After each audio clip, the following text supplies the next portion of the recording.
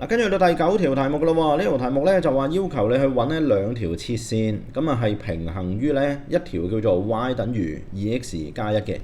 咁啊其實 y 等於 2x 加咧，佢嗰個嘅斜率係2咧，我諗盲嘅都見到喎。咁即係今日暗示住你要揾一個位置 D 一鑊咧，其實係等於2咁解。咁但係今日最得意嘅地方就係佢俾你嗰條公式咧，就係 x y 咧係大兜亂嘅。咁呢啲學名咧就叫做 implicit function，叫做隱函數。咁但係名係唔重要。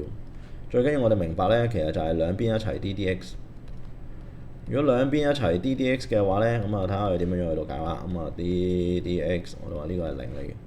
咁啊 2x 啊減捉左就 d 右，再減捉右就 d 翻隻左。咁啊然後咧就減4個 y 個 dy dx。嗱其他 number 唔使理佢啦，零鬼晒。咁去到呢秒嘅時間，我哋就代噶咯喎，代翻我哋個 dy dx 就會等於我哋嘅斜率叫做2咁解。2x 就減 2x 就減 y 就減8個 y 就會係等於0啦。咁如果你照代數嘅話，應該就會係咁樣嘅款啦。咁啊其實你好快就會發現得到咧，咁啊即係其實個 y 係0咯。咁如果 y 係0嘅話 ，x 係幾多嚟㗎？咁啊好簡單啫。咁你試下代翻落去原底 original 個曲線嘅公式入邊。y 代0嘅話咧，你就會發現 x 2次減1就會等於0。咁 x 就好爽手地，你就會揾得到佢係1或者負1。咁啊睇下條題目先啦，條題目係要你揾兩條切線啊嘛。咁我哋咪揾到兩點俾你咯。咁一點咧就係叫做我哋嘅10，一點咧就叫做負10。咁佢擁有嘅斜率係乜嘢？斜率係2啊嘛，斜率係2啊嘛。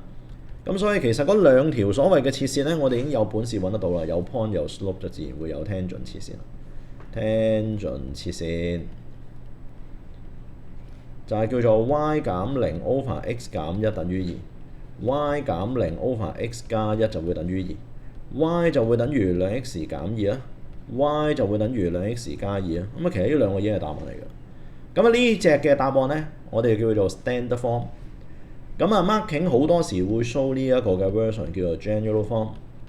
但係我話俾你聽，其實樓上呢個 format 係 full mark，樓下呢個 format 都係 full mark。咁如果你冇乜特別嘅話，就我覺得冇必要多此一舉做多一步，因為你做多一步單做錯仲衰。咁啊，但係其實某程度上咧，就marking 好多時佢都會統一口徑就會寫呢一個，就唔代表唔accept樓上㗎。咁啊，大家留意翻。